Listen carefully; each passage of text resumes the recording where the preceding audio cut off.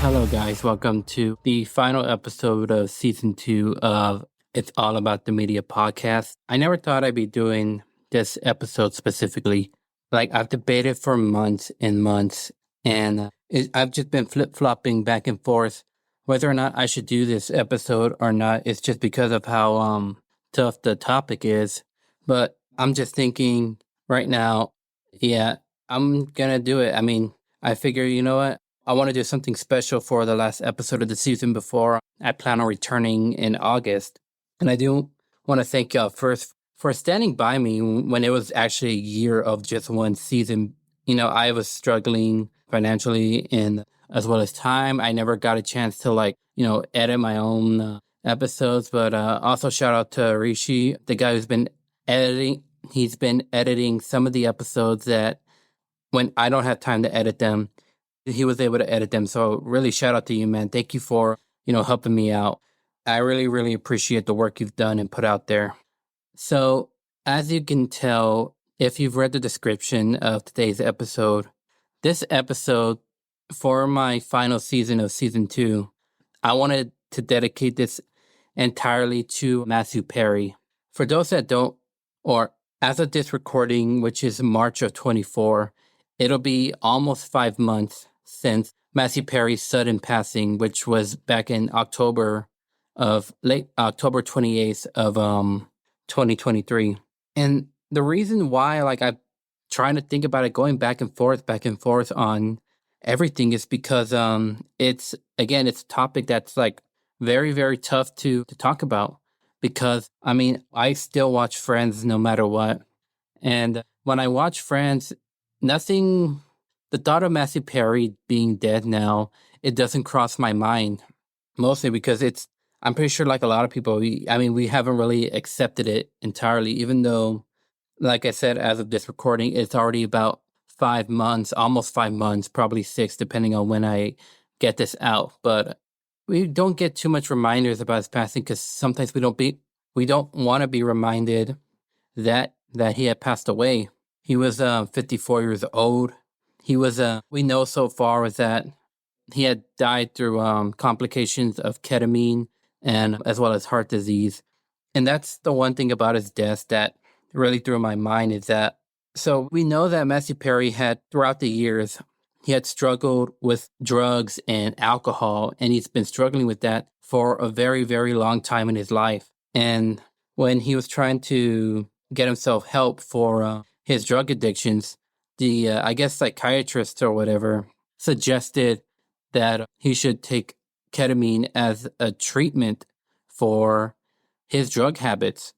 The issue is that ketamine, what I found out, ketamine is highly addictive than opioid, which I think what he was on before. It's highly addictive than opioid, and it's highly addictive than alcohol. So I don't know what these people's thoughts were when they decided to give him an even more highly addictive drug to cure for his drug and alcohol habits. I don't get, it's like Hollywood's so-called professionals are just prescribing things that are going to be like the deaths of all these famous people. I mean, look what happened with Michael Jackson. I mean, his doctor recommended some highly addictive drugs that would eventually lead to his demise. That's, and if you can tell by the serious tone in my voice, when you're listening to this, you can tell just how serious this episode's gonna be. Like I said, I never thought I would do this episode, especially for being the last episode of the season. But I figure, you know what? I want to dedicate this episode to Matthew Perry as the season 2 finale, and I don't want to be talking about entirely the bad things that happened with Matthew Perry. I do want to bring out some goodness, because he was a good person, or he was a person that had good intentions towards his end. Especially because, and I'm also not going to be mentioning Friends so much, just because in one of his last interviews, he said that he does not want to be remembered for playing Chandler in Friends. So out of respect, I won't be bringing up Friends that often on the podcast, which I know some people, if I'm talking about Matthew Perry, I have to talk about Chandler, but because Matthew Perry doesn't entirely want to be remembered as Chandler Bing, He wants to be remembered as someone who reached out as a former drug addict to someone who is still struggling with drugs. He wants to be remembered as someone who's trying to reach out and help others, just as, he's had these cries for help in his entire life. That's what he wants to be remembered as, someone who wants to go out and help others, someone who wants to help with struggles that he once struggled through. Really, and when you look at history, if you ever actually look at the last couple of interviews of Matthew Perry, he'll talk about most of his how really his drug habits even kicked in, because he said when he was about 1 month old, when he was a baby, like still a newborn, he had a hard time sleeping as a kid or as a baby. So his parents took him to the doctors to, see if there's anything they can help him with. And the doctors prescribed a type of drug to help him sleep as a kid. What's really messed up is that he says in the future that drug becomes highly addictive. And, he said there were like pictures of him as a baby for a month, really for 2 months of his life. But you'll see like him as a baby, just stoned and all that. And most of his parents thought it was funny, seeing a stoned baby or whatever. But his parents, and I'm not going to put the entirely blame on the parents for this one, but his parents never realized what the outcome was to come to the future. When he was 14, he said, because this was back home in Canada, because remember, Matthew Perry was Canadian, but it was back home in Canada. And when he was 14, him and his high school friends were just having a get together, and then there was beer, and then he felt like, what, I want to be with the crowd. So he decided to start with drinking at 14. And then at one point in his life, when he was still a teenager, I think his father caught him with an alcohol in his hand. And rather than taking the alcohol away or grounding him, his father made him drink. Matthew Perry's father made Matthew Perry drink the entire bottle right in front of him. And that's, I'm just going to say, man, that's like the worst parenting punishment ever. Because you really have to think how bad of an effect that has to be on someone that young, and making them drink an entire thing of alcohol right in front of them as punishment. So that's really like, I just can't believe that happens. And it does happen still today to most parents. And he said, most of it has to do with his parents divorcing, why he would start doing drugs and alcohol. And no, I mean, it's a terrible thing.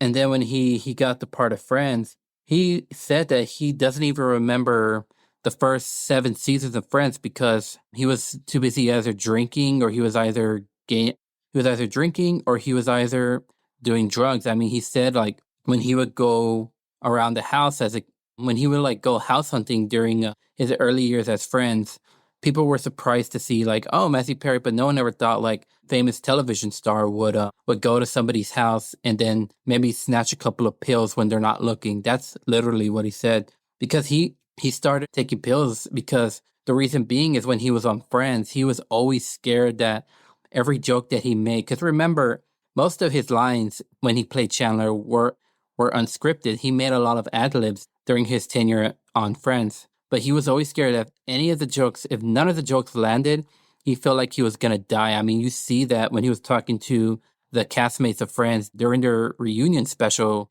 and you could just tell like the fear of saying like, oh my gosh, like if I don't land this, then, nobody's going to think I'm funny anymore. So he used the pills as a way of like escape. And then you really just look at the entirety of Friends. You'll see like, I think season 3 more. Yeah, I think it's more like around season 3 that you'll start to see a shift in his house. If you see a skinny Matthew Perry when he was Chandler, you'll know that was him taking drugs. And then if you see Chandler gaining weight, you can tell it's because of alcohol. So, and I understand like how bad addictions can get. I've never had drugs or alcohol. I've never like had an addiction of drugs and alcohol, mostly because I stay away from that stuff. And I rarely drink. I drink like 3 times a year, but I never really drink to get drunk. It's just not what I want to do. It's not something I would ever do, really. But like I understand addiction, because like a lot of people, like porn came over me at a young age, and I realized like how bad that affected me mentally and physically. So any other form of addiction, if you're addicted to anything, like as I said, porn, for example, which is what messed me up, and then obviously drugs and alcohol, it messes you physically and mentally. And for a guy like me who always seeks sovereign and God and always runs to God, it can also mess you up spiritually. And we will talk about like Matthew Perry and God because that's a very specific thing I want to talk about towards the end. But after Friends, I mean, he hasn't really had much of a career. I mean, he's had a career, but it was never really going anywhere. He was too drinking and doing drugs, and it came to a point where like some of his actual friends, which are some of the castmates of Friends, I mean, I think he said Lisa Kudrow was the one that like called him out saying, "Hey, like all this you're doing, it's affecting your health. Like you need to cut it." And then he eventually did. He wrote a book 18 months after being sober. I think the only thing he kind of struggled with was like cigarette issues. He was smoking a lot. I mean, just like his character was in Chandler, had smoking problems. I think Matthew even had smoking problems too. But no, he wrote his book and talks about all his struggles and everything. He went on press tours and then he of course went on some interviews and talk shows about, struggling, with his addiction and then going out and trying to help others who had that same struggle as he does. Now, and then like people, so we never know whether or not he truly collapsed or not, because supposedly like when they found the ketamine that was in his system, they said like he should not have, they said that the ketamine that was in his system should have already passed a couple of days before. Like he hadn't, or about a week before, I don't remember. They said like it had been a long time before his last ketamine treatment. And like I said, I don't know what doctors are thinking when it comes to, deciding whether or not, or deciding, hey, we should give you some pills in order to help you with your addiction. This is why I don't really go to so-called professionals. It's because if I was struggling big time with like any kind of substance abuse or whatever, if I was struggling that much, I wouldn't go to someone who decided, hey, I'm going to give you prescription drugs to help you with your other drug. I would have just left from there. I mean, I don't know why your idea is to give me a drug that I'm probably going to get addicted to later on. And he had some prescriptive drugs when they found him, not in his system, because they were all properly placed in his cabinet and I supposedly the amount of drugs that were in there would have been like the amount of drugs that were in the cabinets that were like in the pill piles. It never felt light. It didn't look like he was trying to pop in more and more and more. It looked like he was going by how much to take per prescription. So I refuse to think maybe it was a relapse. I don't know. Maybe something did spark him, but we don't know. He's had a huge drug problem and it affected his heart. He had a huge amount of heart disease. And if you ever look at the last 3 posts that Matthew Perry ever posted on his social media, I think it's still up as of this recording, but you'll see like all this Batman stuff. And it's like saying in most of his posts, like, hey, I'm guarding the city tonight. I'm Batman. Nothing to be afraid of. I'm Batman. And some people were commenting like, hey, are you doing good? Like, are you okay? Do you need any help? Was he calling for help? I don't know, but some people were noticing it a bit. It goes back to me, it kind of goes back to when Chadwick Boseman, before he died, the last known photo, or one of the last known photos, was a selfie of him dead skinny. And so many people at first thought, like, he must be an actor who is playing a role that requires him to be skinny. But I'm pretty sure some people saw it and were like, this guy has an illness and he is dying from it. It kind of reminds me of that a bit. And it's just all so sudden. I mean, he was such a great actor and he was out there. To me, I think these doctors who were supposedly trying to help him, I think they tarnished his reputation. That's what I think. I think they wanted to kill him slowly physically, but also they wanted to kill his reputation.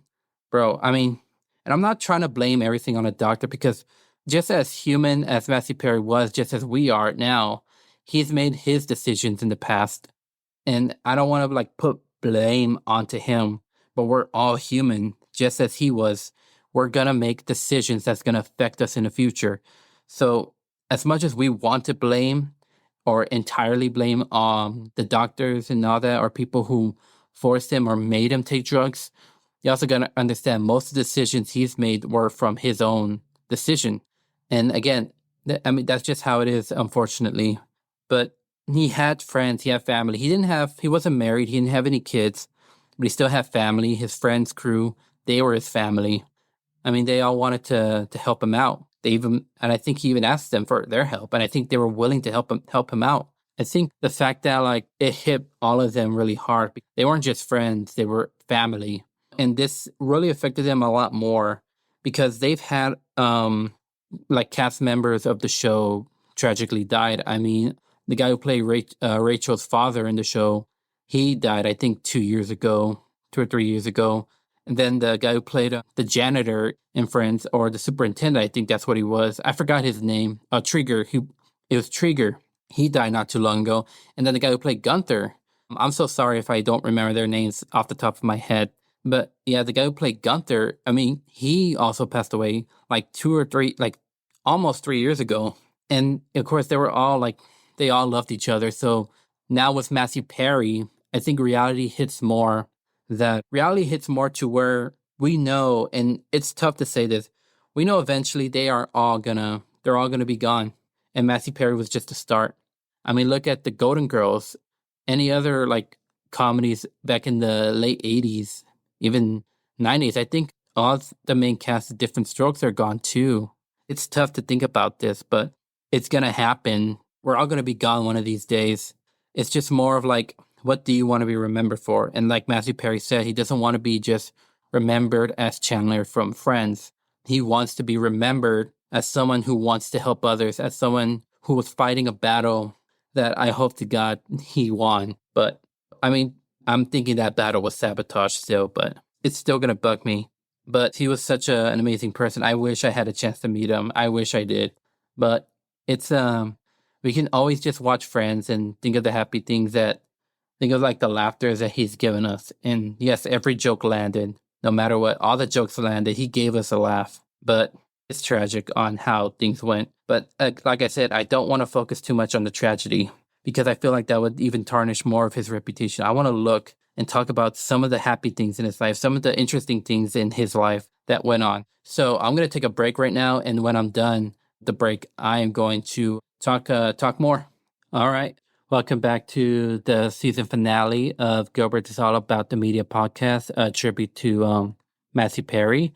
And one thing I forgot to mention in the earlier segment is that Matthew Perry had spent, I think, $9 trillion on, I believe $9 trillion on, trying to, on rehabilitation clinics. You could tell this is just how bad this dude wanted to be clean. And one of these things I found out about him is he always we all have a song that we like to go to or we like to listen to because it takes us to a happier place. It makes us feel good, or anything. Like for Christians, it can be a worship song, or even then it could also be just a song that's like that resonates with you, that resonates with ourselves. And one of the songs that Matthew Perry liked to listen to was a song called "Don't Give Up" by Peter Gabriel and Kate Bush. I'm pretty sure most of y'all might not know who Peter Gabriel is, but I know a lot of y'all don't. I know a lot of y'all at this point already know who Kate Bush is. We all remember.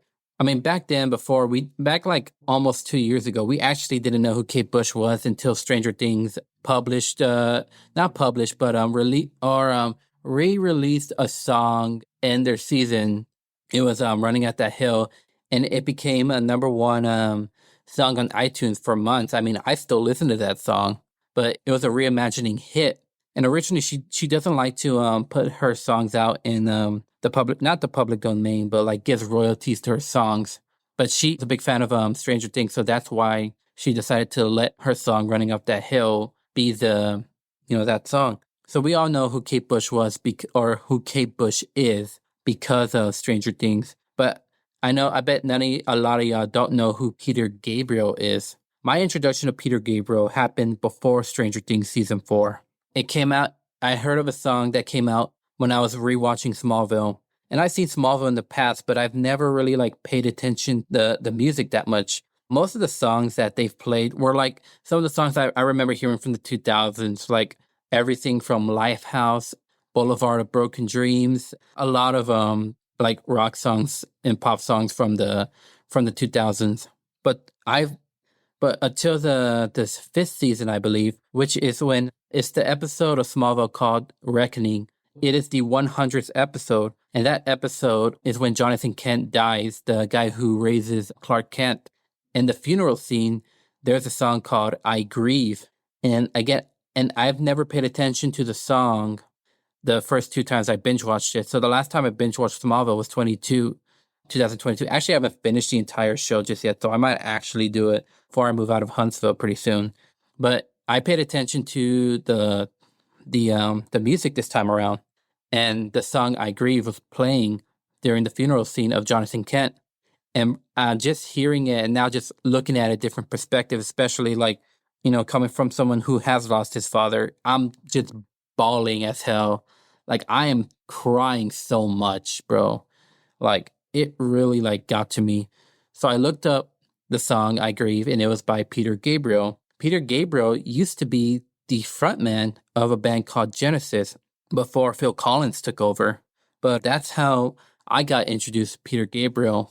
So I'm pretty sure if anybody has ever listened to Genesis, like before Phil Collins took over, that was Peter Gabriel. The song I Grieve wasn't released that year, which was 2006. It was released, I think, in the late 90s when a movie called City of Angels came out, which starred Nick Cage he played an angel who falls in love with a human. And I guess like the human dies, which is when I Grieve comes out. And then eventually came to their Peter Gabriel's 2002 album years later. Yeah, it came out to the 2002 album. But dude, every time I hear that, it's like I'm either crying or on the verge of crying.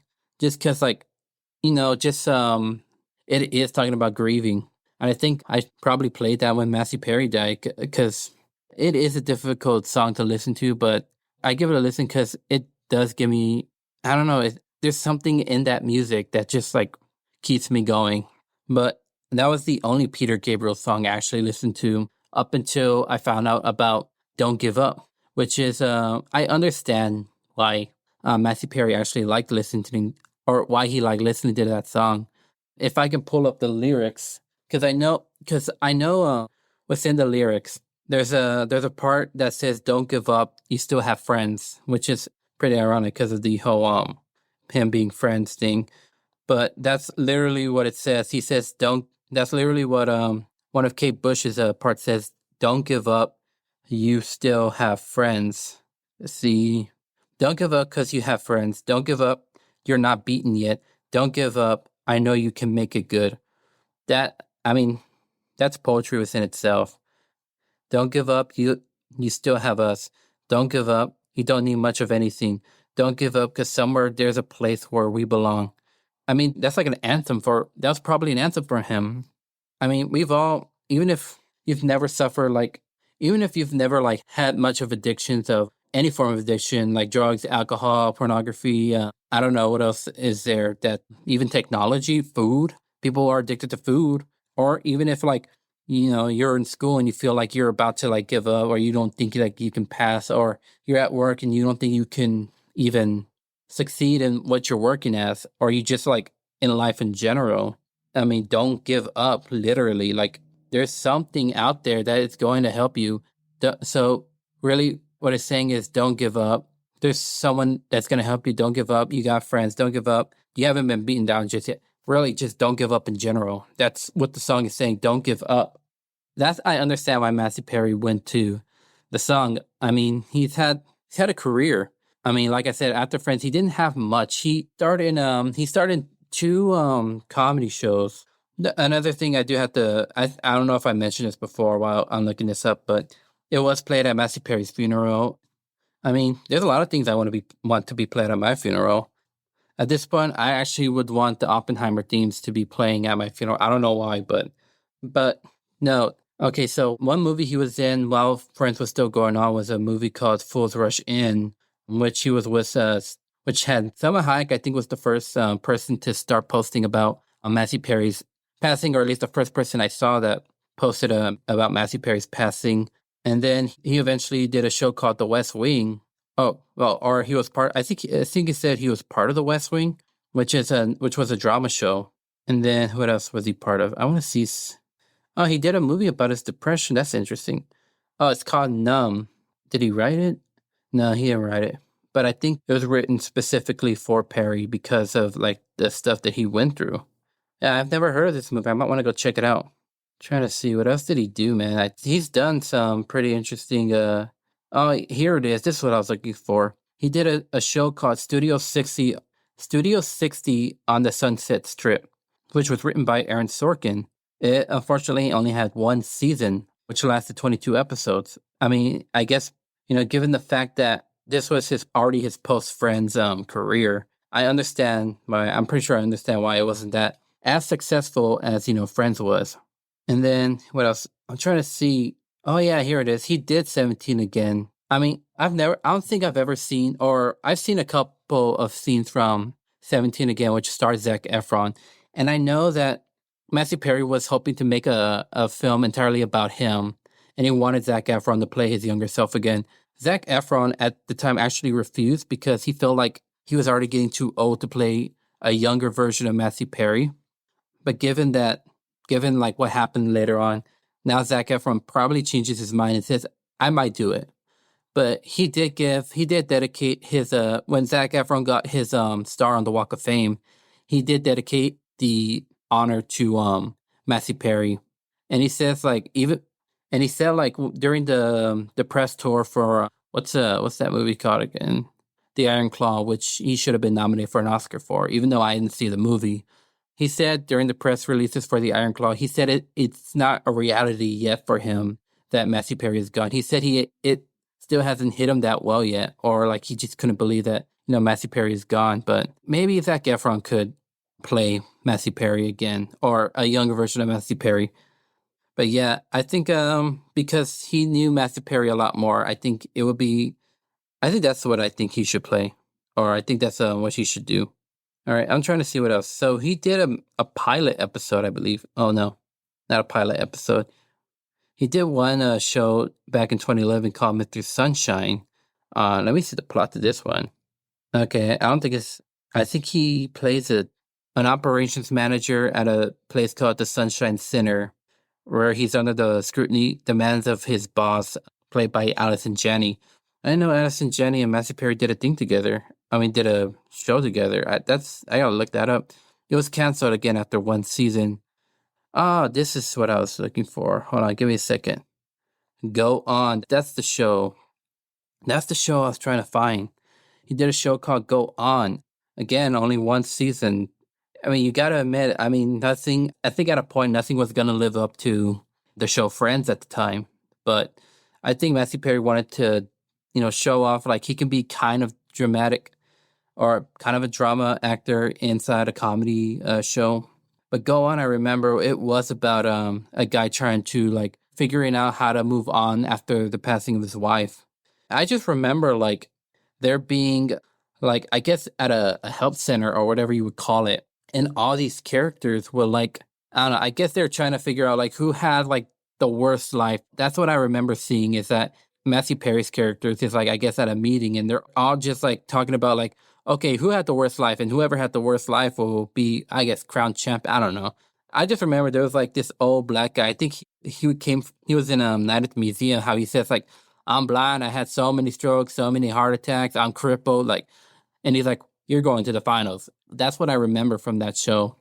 And then he made a guest appearance on a show called Cougar Town, which starred Courtney Cox, who we all know played Monica in Friends, and the love interest of Chandler later on in the show. But he made a guest appearance on the show. I think she also might have made a guest appearance on Go On, if I can look it up, because I remember seeing something about that. I don't remember. I could be wrong, but I feel like maybe she did appear on the show. I don't think she did, but I do remember like when they were talking about his past, like his past works, but when Matthew Perry passed away, was of course, yeah. No, I don't think she was on the show, but they were talking about like multiple things he's done, and one of them was, he made a guest appearance on Cougar Town. I've never seen the show, so I don't know what the show's about. I'm talking about Cougar Town. I'm not talking about I've never seen Cougar Town, is what I'm saying. but I've seen bits of Go On. That's what I remember. But yeah, I mean, I guess remember like all these were like his post friends like career, so there wasn't much for him to go on. I think the only show that I remember that had at least more than a one season showing was The Odd Couple, which I didn't know was a reboot of a series. Hold on. So it says here that The Odd Couple was based off a play that was based off a 1968 movie that was based off a 70s television series that was based off a Saturday morning cartoon, and it's actually a second remake. Wait, apparently there was a 1982 reboot of that 70s series, so this is like, I don't know, so many reboot. This is just a multi-rebooted show that had Matthew Perry and Thomas Lennon, and it lasted 3 seasons, so this was close to him actually having like a new show that can last a long time. But what I was gonna say, obviously, it didn't live up to, the career that either of them had. But he did have a post Friends life. I would say him was a little bit more, dude. Okay, I'm just looking up what what else he did. I forgot that he played no, not Robert Kennedy. He played Ted Kennedy in the Kennedy series, which was a sequel.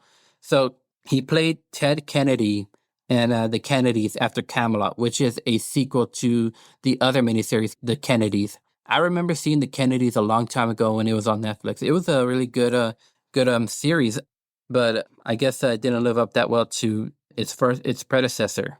But yeah, and then of course he wrote his book, Friends, Lovers, and the Big Terrible Thing, and he talks about so many things in that book. But he had a career. He had a good career, despite what was happening behind the scenes. I mean, he made us laugh and he made us he showed off that he can act despite, him having the that acting despite him having, the comedy show. And I guess it's because like when you're an actor and you mainly do comedy, people will typecast you, which is something a lot of actors don't like to have. I mean, look at Steve Carell. Look at Steve Carell. He was a comedy actor for such a long time, especially with his so many seasons in The Office. And then, of course, the Bruce and Evan Almighty series, The 40-Year-Old Virgin, like so many comedy shows and so many comedy series that he decided, you know what, I'm going to show you that I really can act. And he eventually came out in Foxcatcher, disappearing within that role, which he eventually would get an Oscar nomination for. And then he did The Morning Show, and I think he also did another show. So Steve Carell broke that typecasting. Monique, she used to be doing comedy before she did Precious, where she played the abusive mother. Like, she got an Oscar for that role. So I can see like Matthew Perry like breaking forms of typecasting, being a little bit more dramatic, or having a little bit more of a dramatic role in some comedy drama series rather than that's going full comedy. So he could have. I would have loved to see what else he would have done, but we'll have all the other things that he's done in the past, and I might check out Numb, and that I've never heard of that movie until doing this episode. So I might check that out. Hopefully, it's on any streaming platform. But I'm gonna take another break right now, and yeah, we'll be back. All right, and welcome back to the final segment of the final season, or not the final season, the final episode of the season, all dedicated to Matthew Perry. This is probably going to be a short episode, and I wish there's a lot I could talk about, because what can you not talk about? I think it's just because like I said, I don't want to just be constantly talking about Friends, because I know Matthew Perry doesn't want to be remembered for playing Chandler on Friends.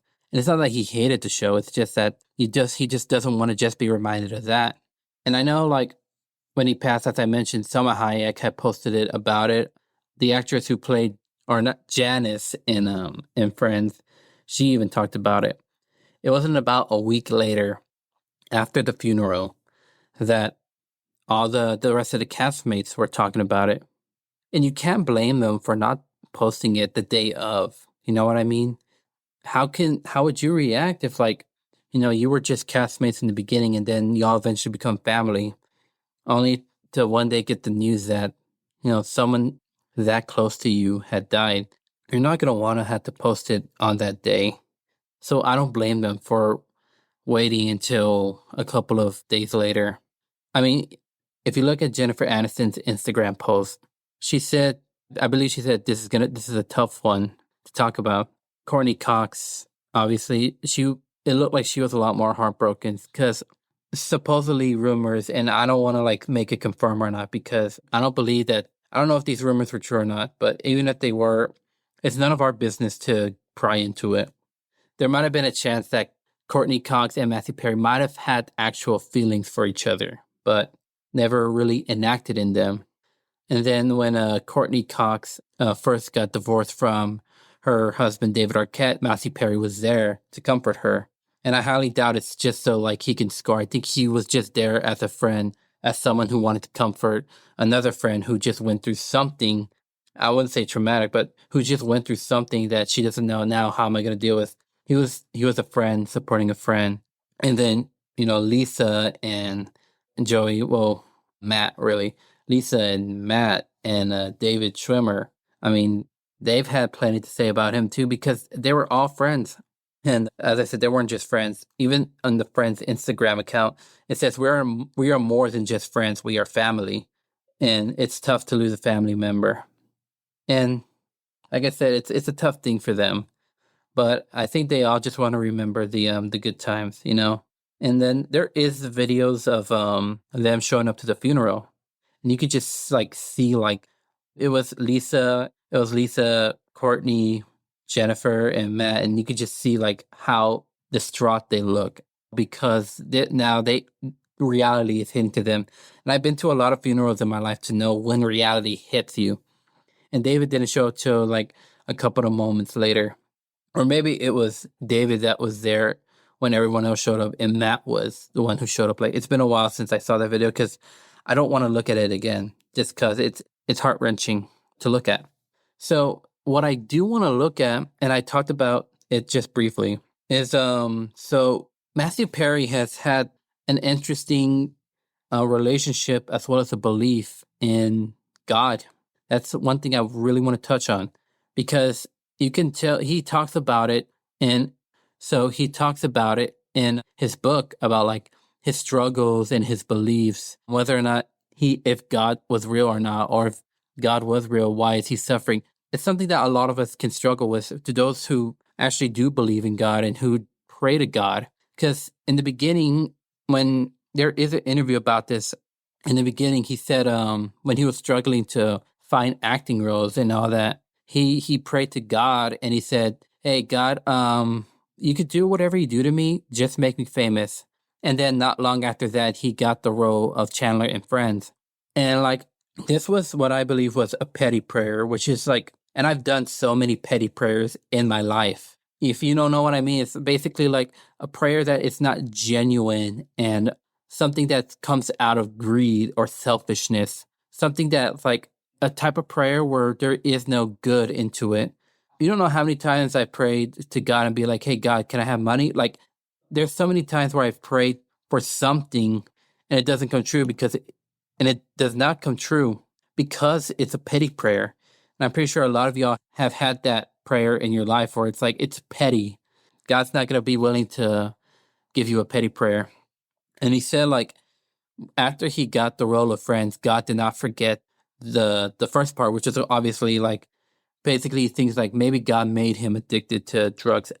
I highly doubt that's true, but even if it is, there is a path. Like, and I don't mean to be preachy in this last segment, but I think it's something I do have to talk about because like there's a path that's set for us, even if you don't believe in God or not, which I hope some people one of these days does. And it's not, again, something I'm trying to shove down your throats, but it's like, I have to be talking about this. There's a path that's set, and within that path comes struggles. So when Matthew Perry's path was set, there were going to be struggles. The purpose of struggles in our lives is to learn from them. And I think that's what he was doing because he said, like, again, during that time, he's had his struggles with whether or not God is real or if he is, what's happening? Why am I addicted to drugs? Why am I drinking so much? Why am I still single? How come my career isn't taking off as it once was? There are so many moments in his life. So then he eventually, one day during the lowest point of his life, he he had a full, genuine prayer. Like he prayed, and it wasn't the same kind of it wasn't the petty prayer that he made so many years ago, like 30 years ago, when he was looking for a role, looking for an acting role. It was a prayer of like, God, I am struggling. I don't know what I'm doing in my life, but I really need your help. I can't do this alone. And he said like he had this feeling, this emotion, and he said he felt like there was something bright he was looking at. So that I truly believe was God. And then in an episode of Bill Maher. Now, keep in mind first, Bill Maher is an atheist and he doesn't believe in God.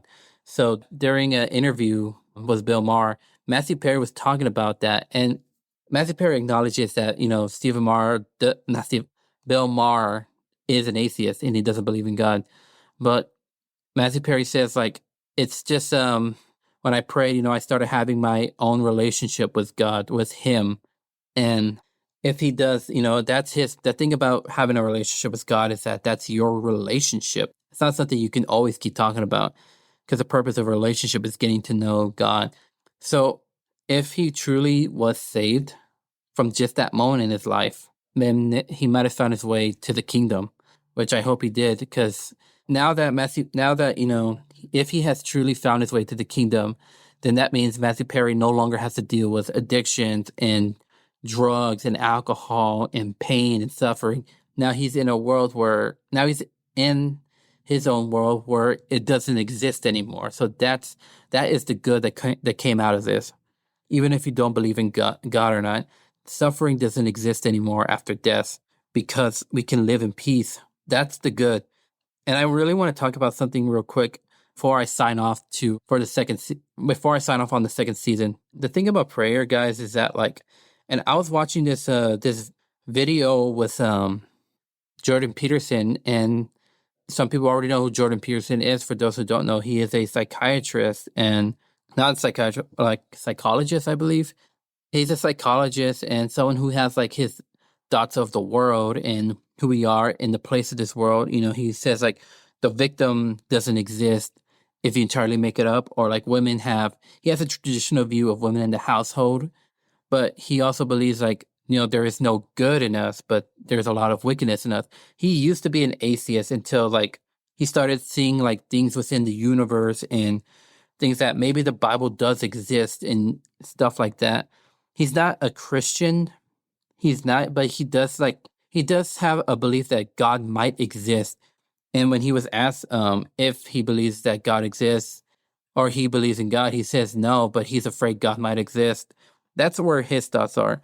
But Jordan Peterson said that like when one prays, one surrenders himself or sacrifices a part of himself to the Almighty, pretty much what he's saying.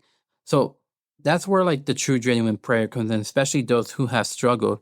Is that I think Matthew Perry wanted to surrender like his drug habits, his alcoholism. He wanted to get rid of all of that. So I think he was sacrificing that part of himself just so he can find peace with God.